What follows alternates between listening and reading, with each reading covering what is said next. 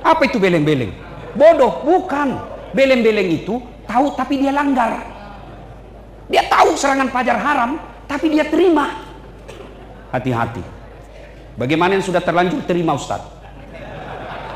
1, taubat kepada Allah. 2, kembalikan uangnya orang. 3, kalau sudah habis, kamu datang minta maaf. Makanya ayat diulang-ulang. Kenapa?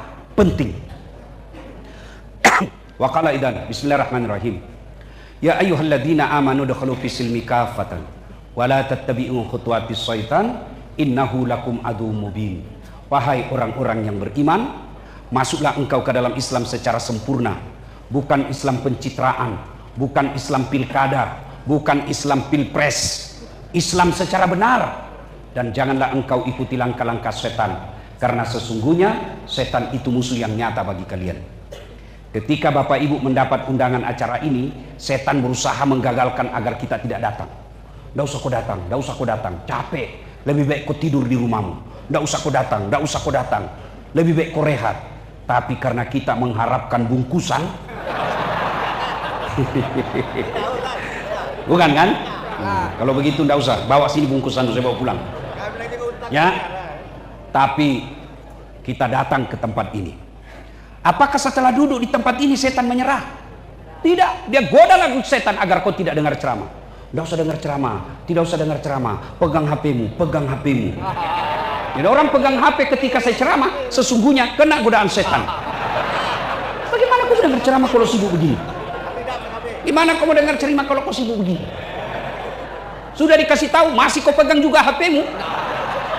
Bukan kena godaan setan, kau sudah jadi setan. Bagaimana Bapak mau konsentrasi dengar ceramah kalau sibuk dengan HP? Itu setan itu. Termasuk itu konsumsi di depan. Bisa jadi kena godaan setan. Begitu sudah terima satu, dia goda setan. Buka. Apa isinya? Buka apa isinya? Bagaimana setan supaya kita tidak dengar ceramah? Sudah dibuka, dia bilang setan. Coba, makan, coba. Enak enggak? Itu setan. Supaya apa? Supaya kita tidak dengar ceramah. Maka ibu bapak simpan dulu HP-nya. Bisa? Bisa? Simpan dulu HP, enggak usah merekam. Bisa? Ibu-ibu yang pegang HP, saya doakan suamimu kawin lagi. Baru disimpan HP-nya. Enggak? Wa qala idzan bismillahirrahmanirrahim. Innallaha wa malaikatahu yusalluna 'alan nabi. Ya ayyuhalladzina amanu sallu 'alaihi wa sallimu taslima. Sesungguhnya Allah dan para malaikatnya bersalawat kepada Rasulullah Muhammad sallallahu alaihi wasallam. Maka wahai orang-orang yang beriman, bersalawatlah kalian kepada Rasulullah dengan sebaik-baik salawat. Tuan-tuan yang saya hormati, saya perlu jelaskan. Ini rahasia ya, jangan kasih tahu yang tidak dengar. Ini rahasia. Orang masuk surga bukan karena tidak ada dosa. Kalau orang masuk surga karena tidak ada dosa, tidak ada isinya surga kecuali Muhammad sallallahu alaihi wasallam. Mana ada manusia yang tidak ada dosanya? Ayo tunjukkan sama saya. Mana manusia yang tidak ada dosanya? Ini di depan saya. Muka-muka penuh dosa juga ini Pak. Ini yang bicara. Banyak juga dosa saya. Jangankan kita, kurang apa mulianya para nabi. Bapak pikir semua nabi tidak ada dosanya? Nabi Adam saja, manusia pertama, nabi pertama, ada dosanya. Apa dosanya? Makan buah huldi. Iya. Nabi Ibrahim, kakek dan bapak para nabi, ada dosanya? Ada. Bohong ketika dia diri Raja Namrud. Nabi Yunus ada dosanya, dia sangka buruk dalam dakwah, dia tinggalkan tugas dakwanya. Nabi Nuh ada dosanya, dia gagal didik anaknya.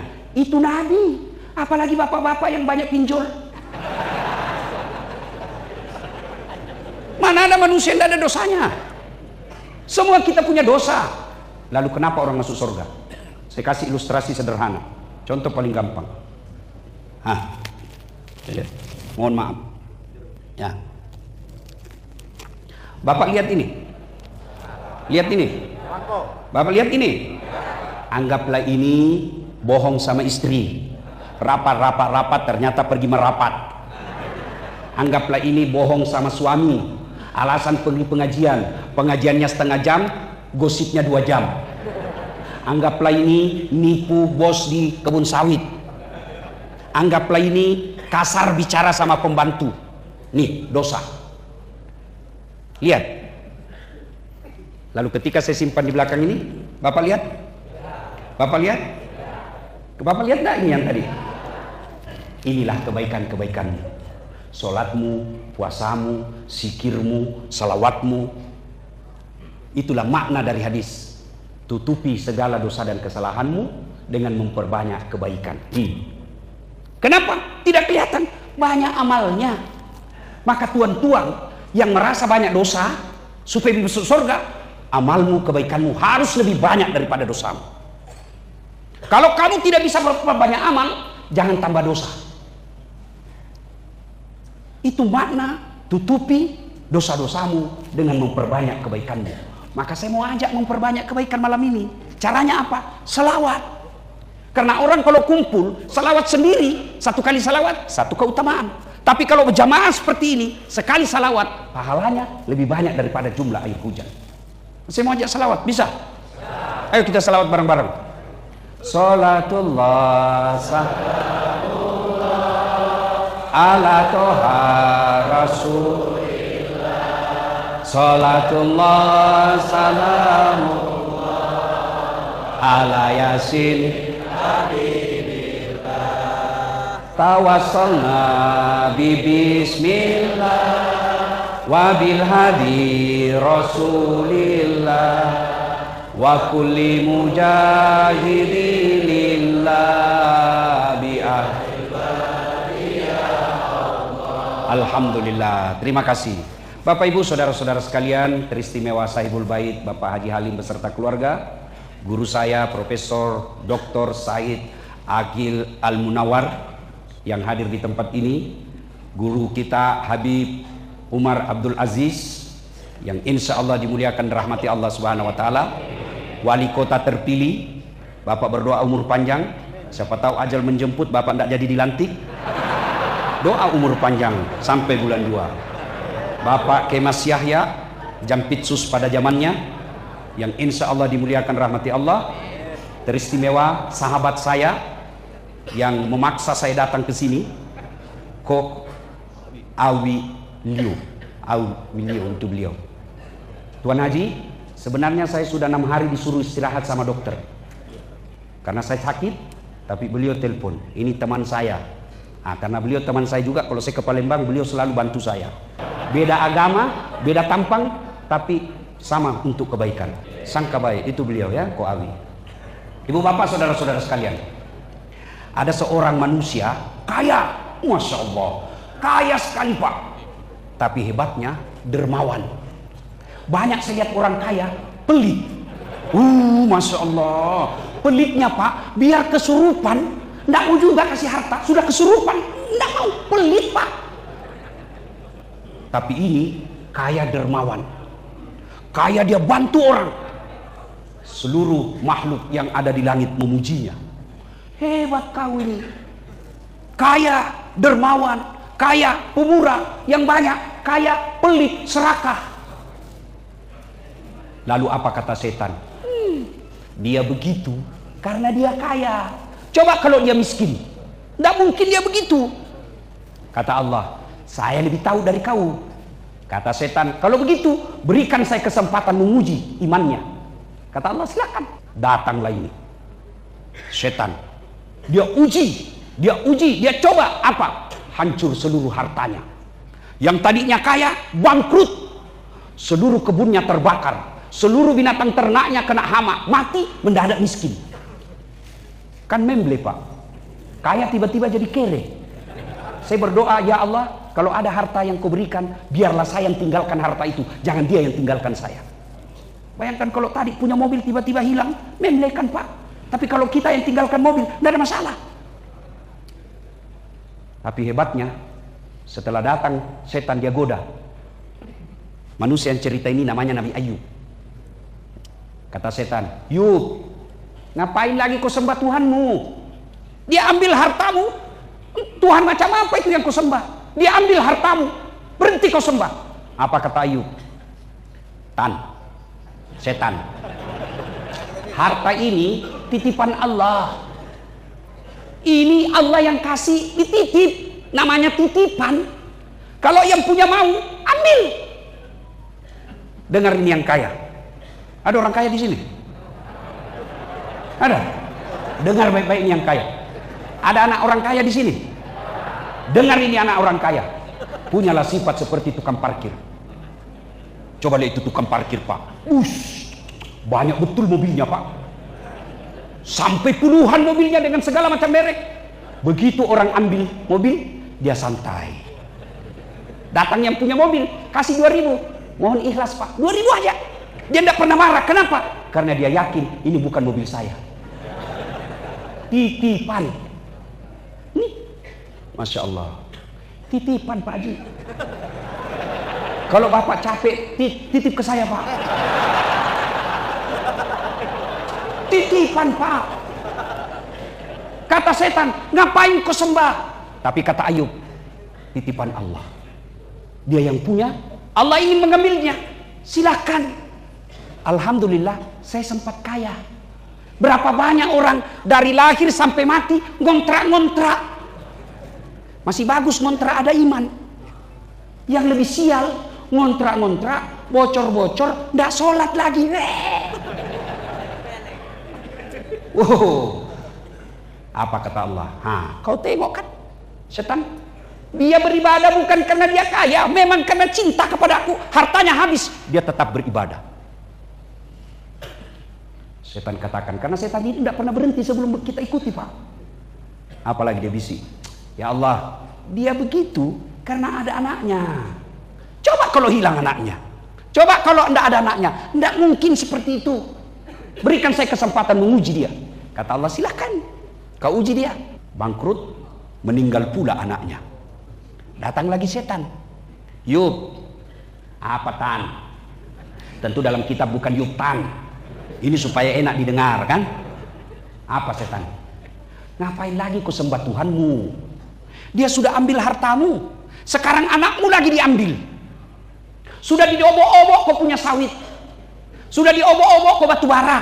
Dia ambil orang tanpa izin. Istrimu lagi diambil.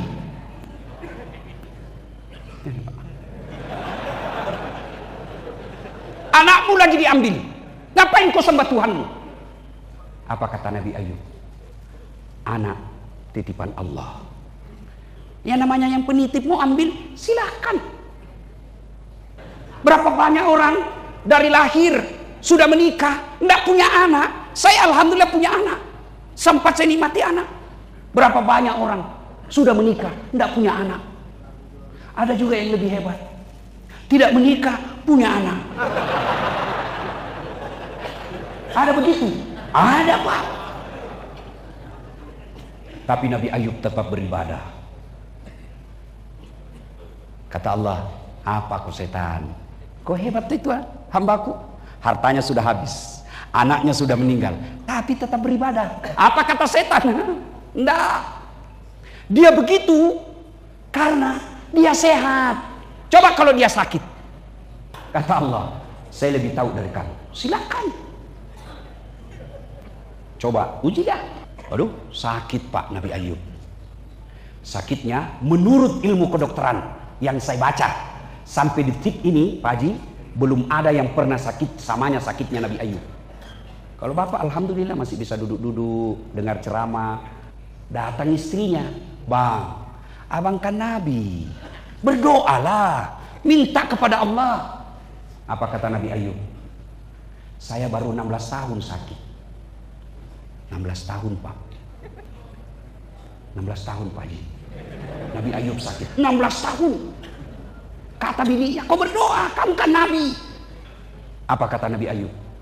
Saya lebih lama sehat daripada sakit. Saya malu berdoa kepada Allah. 16 tahun. Bapak baru influenza 2 bulan. Ya Allah, capek saya sudah, ya Allah. Aduh, kenapa saya jadi kena begini? Kenapa bukan yang tukang judi, ya Allah? Saya soleh, ya Allah. Wah, kok kalah solehnya Nabi Ayub? Ini manusia 20 tahun sehat, 2 hari sakit, yang 2 hari dia ingat. 20 tahun kau kaya, tiba-tiba bangkrut, itu pun kau masih punya rumah, itu pun kau masih punya tabungan, itu pun masih kau punya mobil, sudah merasa, Allah kenapa kau kasih begini saya? Kau tidak adil. Belajar Nabi Ayub. Sakit, baru sakit 2 hari, mencret. Tidak saya sholat ya Allah. Capek sudah saya menghadapi sakitku ini ya Allah. Kata Allah, malaikat karena dia sudah capek, cabut nyawanya.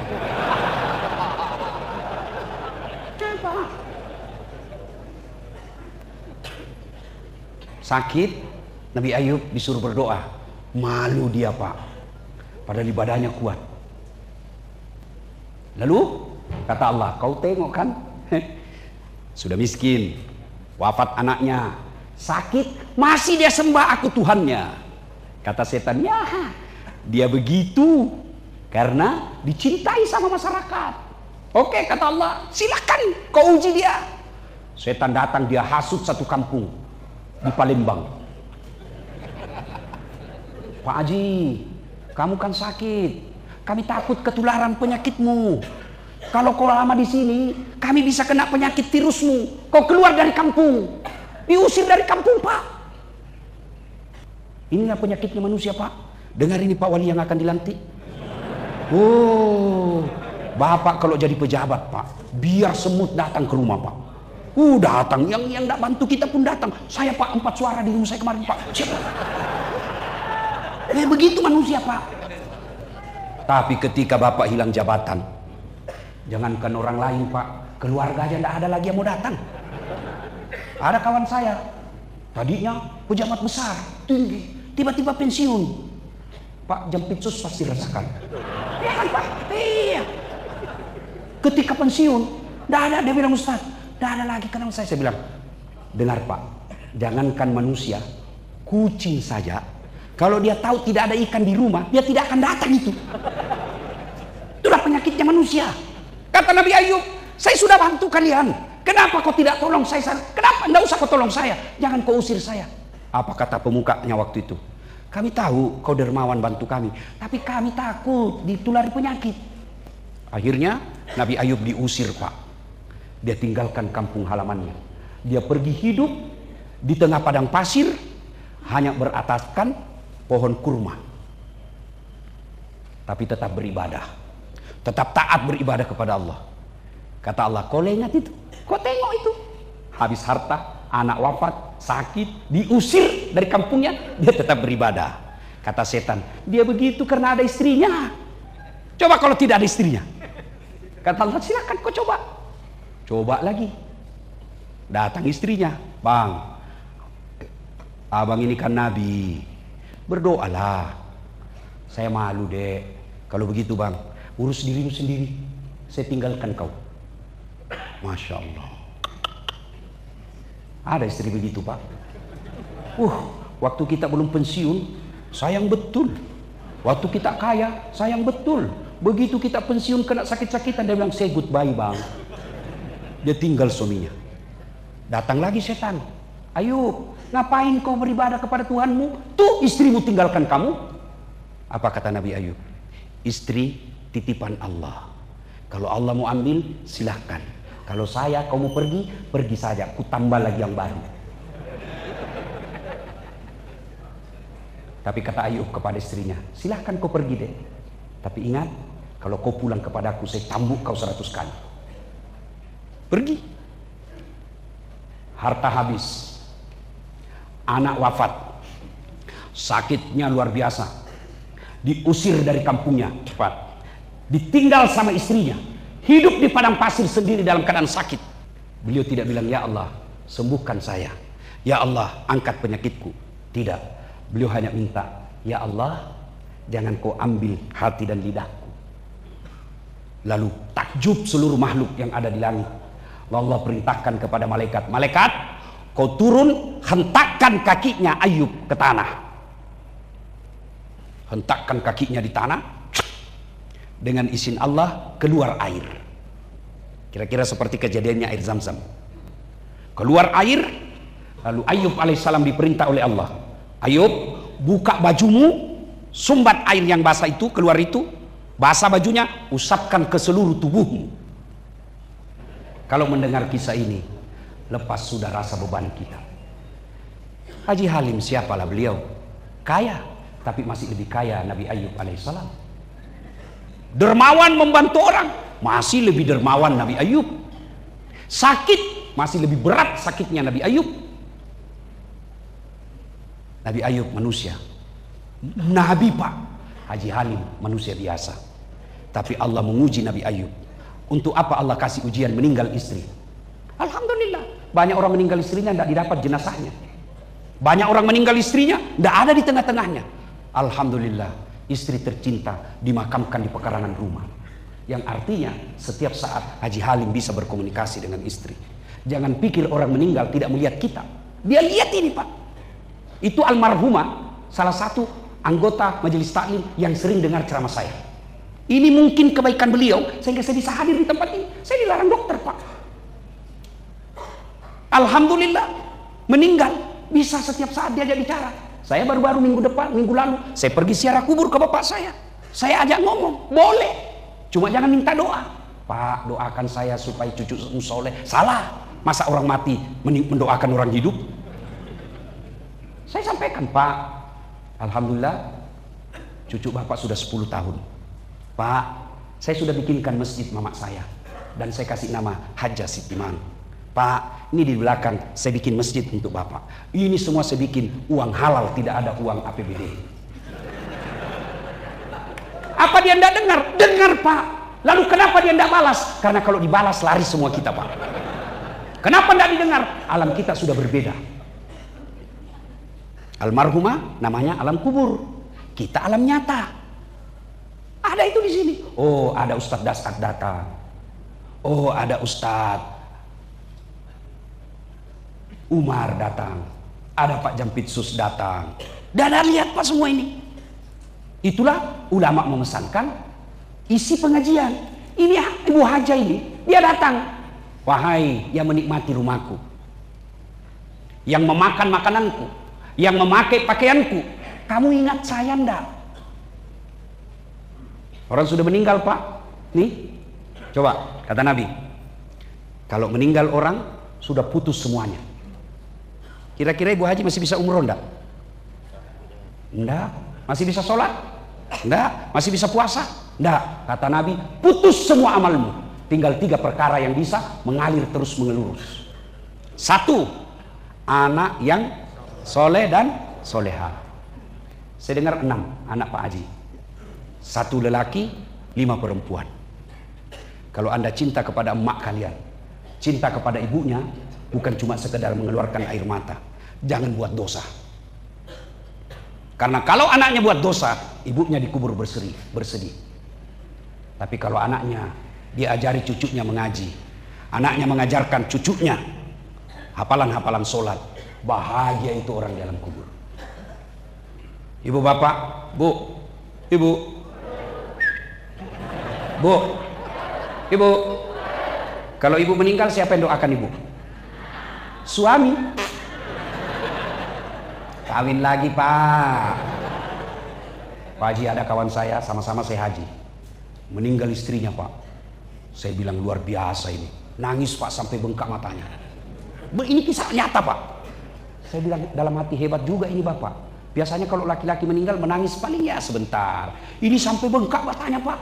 Dia bilang, Ustaz, rasanya tidak bisa lagi kusambung hidupku Ustaz. Dalam hatiku, hebat juga ini Bapak ini. Dia separuh jiwaku Ustaz. Saya bisa dagang sukses begini karena istri saya yang hebat.